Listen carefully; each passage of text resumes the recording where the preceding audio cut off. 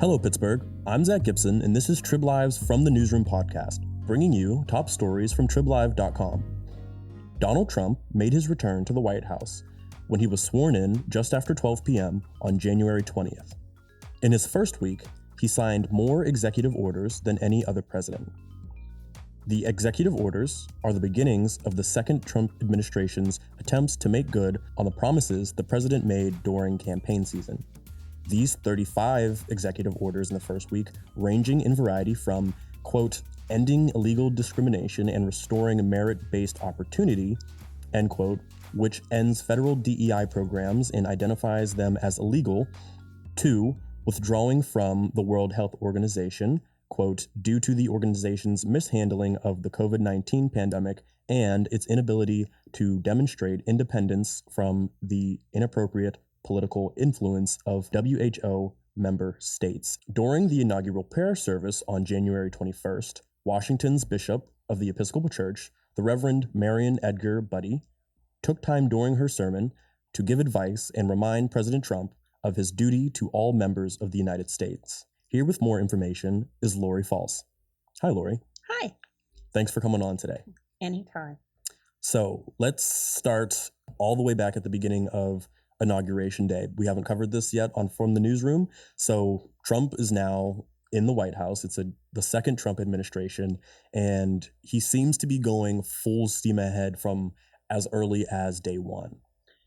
Definitely. From the fact that he was signing things into law during part of the inaugural events, in the rally that he held in, I think, Capital One Arena, the overflow venue, where he was, signing all of these different things. I think that was also where he signed the pardons for the January 6th defendants. He has definitely hit the ground running. He had a plan, and he began executing that plan from noon on the 20th. Mm-hmm. Okay, so as I said in the intro, there have been 35 executive orders in his first week, and up to the point of recording this, there have been 39 overall. So in your column that you wrote last week, you focus on the message and the subsequent reception of that message of Bishop Mariann E. Budde. Can you tell me about this service and the so-called political sermon?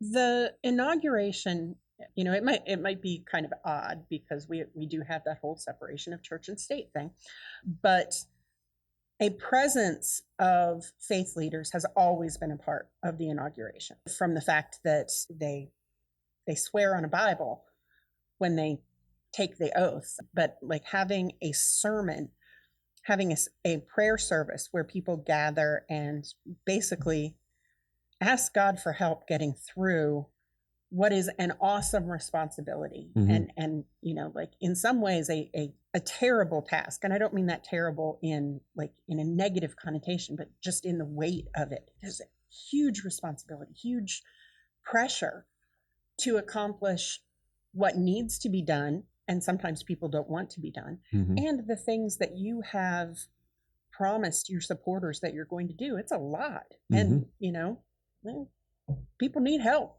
Absolutely. Ask God for it if you can. Going to that is something that has always really been a part of it. There has been this service where they ask for help. Part of that will always be a sermon. You can't have a faith leader who isn't going to give you advice and direction. Right. If you're not going to take advice and direction from a faith leader, having a faith leader there seems kind of silly. So during her sermon, she gave what was an incredibly tame and very measured and quiet exhortation toward mercy, which is just about the most faith leadery kind of thing that you can do. I mean, that's what most faith leaders are going to tell you: to seek peace, to find mercy, to have, these very equitable attempts at justice and compassion. And that was what she did. And the president was not happy with that. Okay. So As the quote from Bishop Budde goes, millions have put their trust in you, and as you told the nation yesterday, you have felt the providential hand of a loving God. In the name of our God, I ask you to have mercy upon the people in our country who are scared now. How did Trump respond to this message? When he got back to the White House, the gaggle, the press corps that were there, some of them asked him about it, and he was kind of, I don't want to say aggressive. He was not aggressive. He was dismissive, perhaps. Okay. He certainly didn't appreciate the sermon. And he made it clear that he didn't, and implied that other people should not as well. He didn't think it was good. He didn't think she was smart in how she had done it. Okay. And then later that night, he doubled down on that on social media.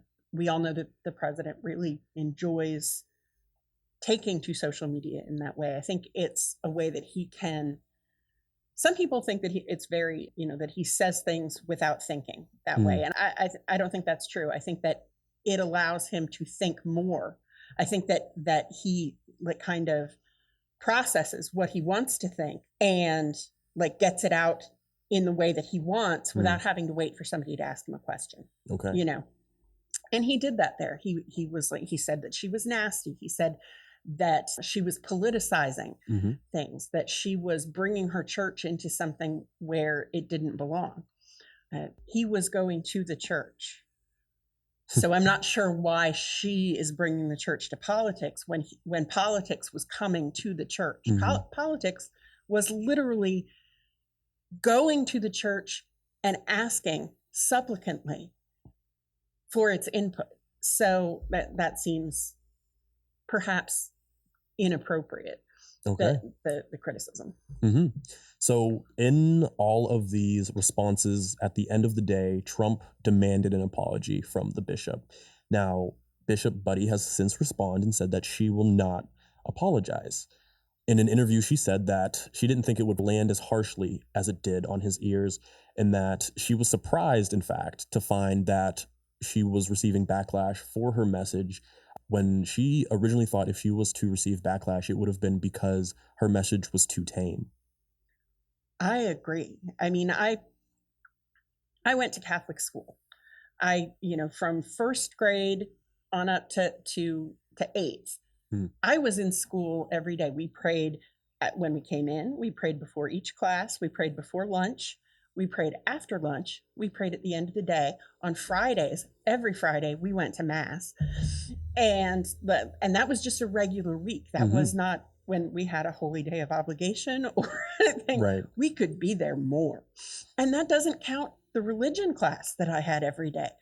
I spent a lot of time listening to sermons. I have very seldom heard a sermon that was as gentle as that one. So I don't understand the nasty tone remark, and I don't understand the vehement response from not just from the president, who is entitled to, she was speaking to him. He's certainly entitled to have his feelings about that. But the response of others on his behalf,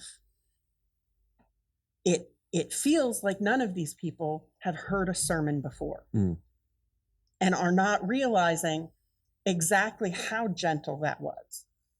Okay. Now, what you said there was interesting. A lot of the people that are responding on his behalf, there has been a very large reaction in the media to this sermon.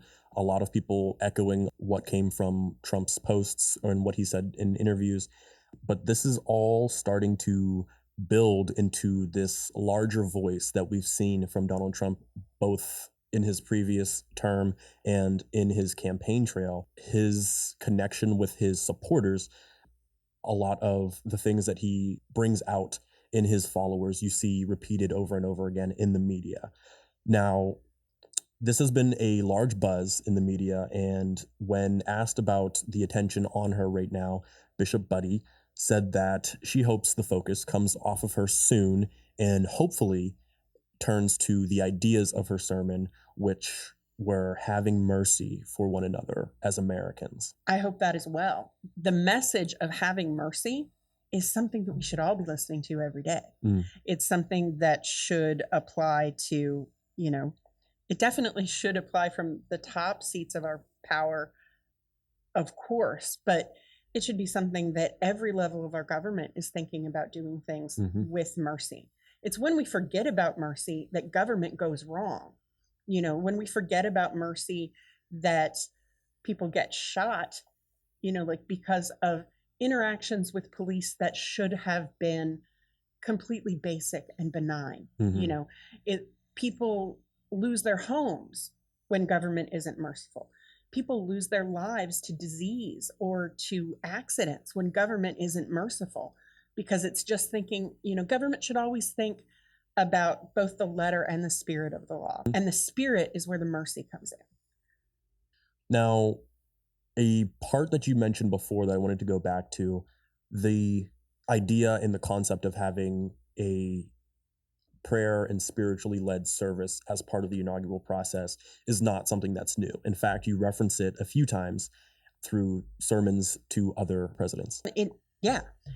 We have always had faith leaders who have spoken, sometimes it's one leader who has struck a chord with many presidents, Billy Graham.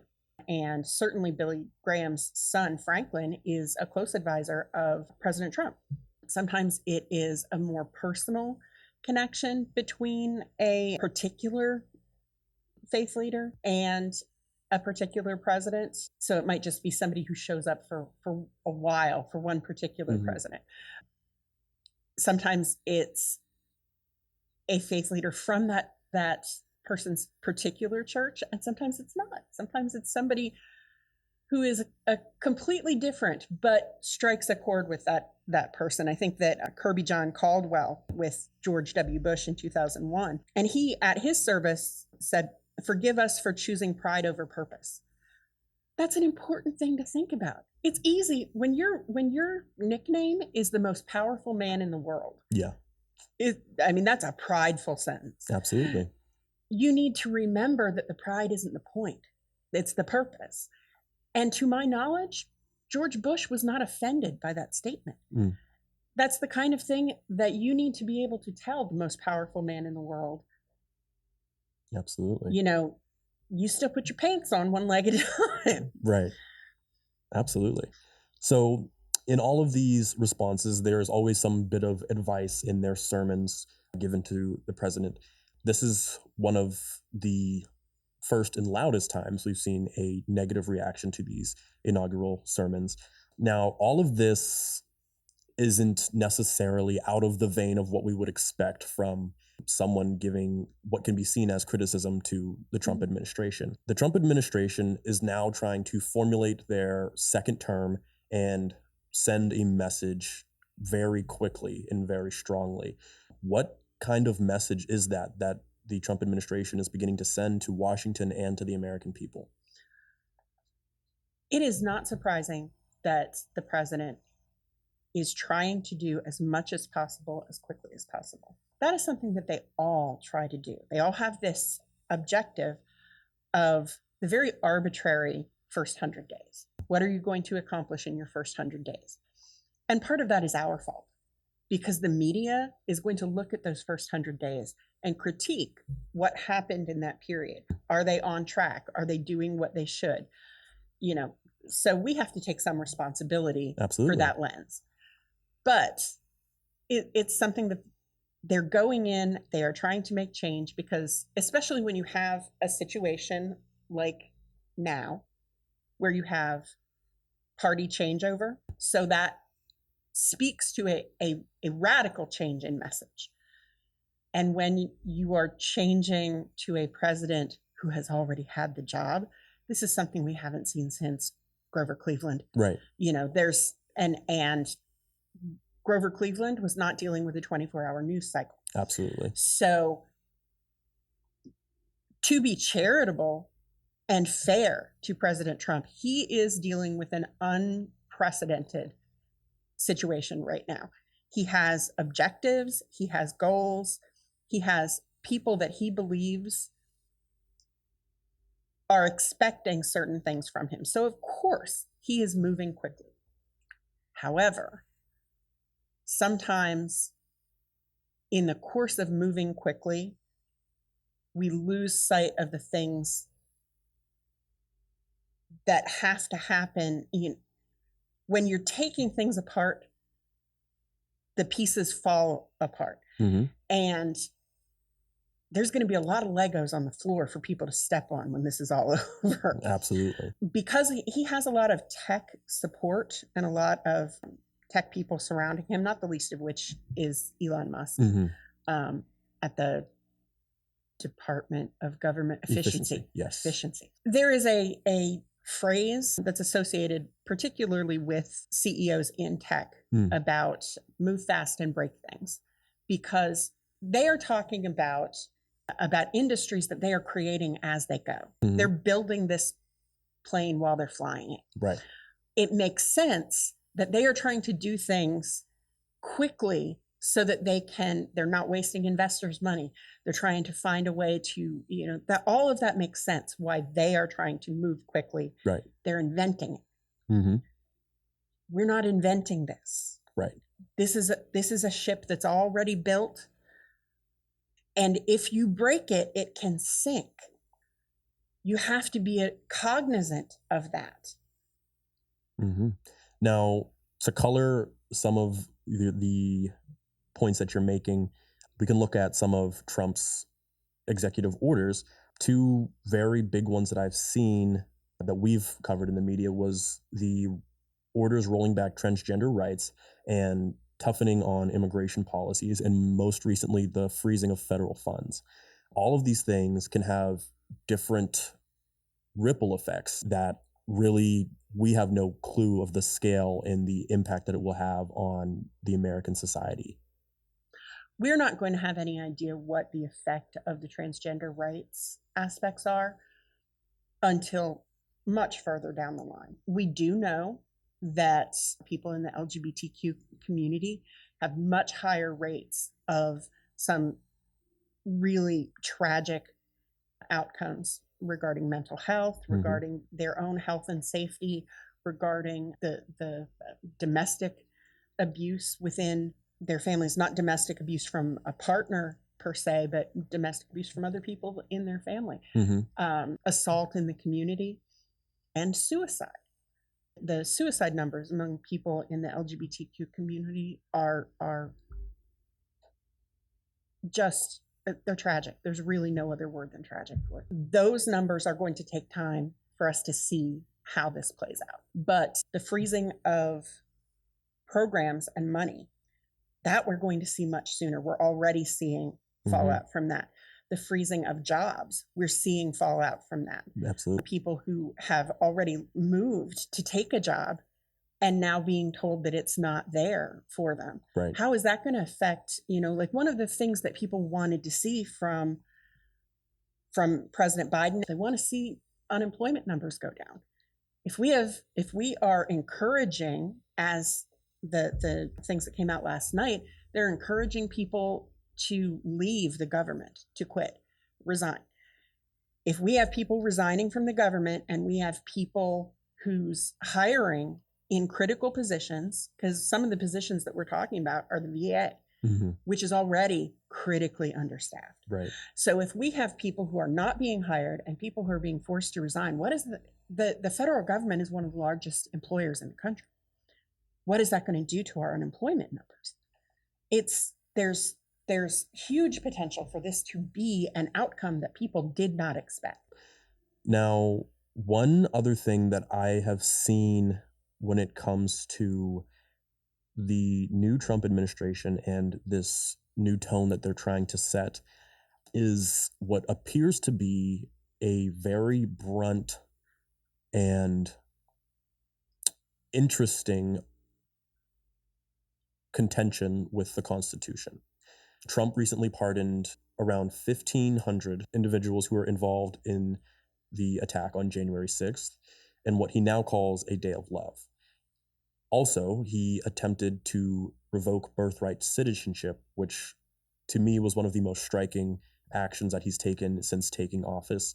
It has since been blocked by a federal judge, but the implications of that ever being able to go through are incredibly striking. There are very few things that we need to respect as much as birthright citizenship. Birthright citizenship is absolutely the core of what America is and who we are as Americans. How do you call yourself an American if suddenly birthright citizenship is something that you can't depend on? Mm-hmm. Birthright citizenship is the gravity that holds us to the ground in America. Mm-hmm. How do you even play games with that? It staggers the imagination. That's something that it's like having someone come in and say, like, your mother isn't your mother. Well, yeah, I was born. She was there. She's my mother. Not anymore. We've decided on paper that she's not. Excuse me? Mm-hmm. It's ludicrous. And the idea that anyone is pretending on paper in court that it's not ludicrous. Birthright citizenship, because if you decide that this person is not an American because their parent was not an American, when does that stop? How far back do you go? And you might say, well, it's only for this person. But you've opened a door that allows somebody else to expand that further. Absolutely. And that puts absolutely every African-American person in the country mm-hmm. at risk of being told they are not an American. You've got, like anybody who is Hispanic, obviously. Apparently you're safe if you are from certain European countries, I guess. I'm Swiss and Austrian when you go backwards, so I guess I'm okay. But there's no guarantees there. There's no guarantees for anyone mm-hmm. once you do that. And the most ludicrous one that I have seen right now is that they're saying Native Americans don't qualify for birthright citizenship. If anybody should be saying that, it seems like the Native Americans should be. All of these different actions seem to be destabilizing the core value in America of the idea of the melting pot. Now, what used to be seen as the strength of diversity and the different experiences, cultures, and inputs that can bring America to a level of progress are now being seen as something to be afraid of or something to go after. Now, these themes to me seem reminiscent of the Project 2025 documents that Trump seemed to distance himself from during the campaign. But now that he has taken office, it seems that he's following just like it's a playbook. If you put the Trump orders and Project 2025 side by side, they are remarkably reflective of one another. And I say reflective, they are not copies of one another, because there are plenty of things that are in Project 2025 that we haven't seen yet. And there are plenty of things in the Trump executive orders that don't appear in that form in Project 2025. That's correct. But they rhyme. They certainly go along with the themes mm-hmm. that are in Project 2025. It is difficult for me. I tend toward centrism. I don't like to take one side or the other on issues. I try not to do it on our opinion page. I try not to do it in my column, because much like the bishop, I don't want to offend people with my sermon. I want to be able to bring them into a conversation so that we can all have a rational talk together. I don't want to say harshly that the Project 2025 things are improper or inappropriate. I think that there are a lot of conversations that government should be having around some of the things that are there. That they're, much like the Republicans and Democrats in Congress need to have conversations, the think tanks need to be having conversations too about, like they need to be finding ways that conservatives and liberals and progressives and all of these different little circles can overlap into a Venn diagram where we find the government that we want and need in the middle. In the middle is where we always find the things that we agree on. So I'm not criticizing anything that it would have come from Project 2025 per se. But what I'm saying is that we do need to be honest about it. Because if we're not being honest, we're not having a real conversation. We're playing parts. And that doesn't help anybody. And it certainly isn't merciful. Absolutely. So as we close here, there is a piece that you put in your story that I think was really powerful as a reminder for all Americans or anybody keeping an eye on American politics and the course of what it means to be an American now. Every president wields the potential for unspeakable power. It is critical that anyone in power, whether a politician, teacher, doctor, police officer, or someone else in authority, be reminded that power lies not just in using strength, but showing compassion. I think that every time someone embarks on something that it encompasses power, we need to remind them that power is bigger than the stick that they carry. Whenever we have lost our way, it's because someone forgot about the compassion part. They thought only about the power that they wielded and not about the way that it could impact others. Bill Cosby, Jerry Sandusky. Any time that we have done something on a grand scope in war that later we regretted. Clarence Thomas. I am sure that Clarence Thomas never wanted to be seen as a judge who was the poster child for, like questionable decisions as far as ethics were concerned. I am confident that he never intended that.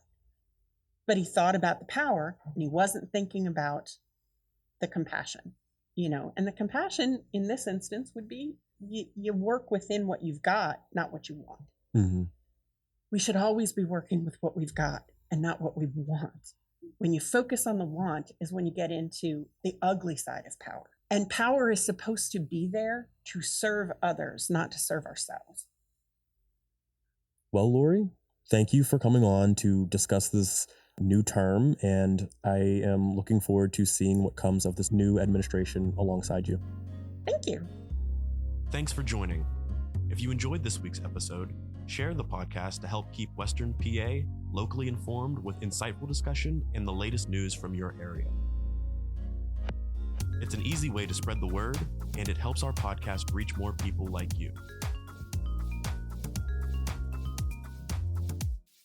Don't forget to follow us on Spotify and turn on episode notifications so you never miss new content. Once again, I'm Zach Gibson, and this is From the Newsroom.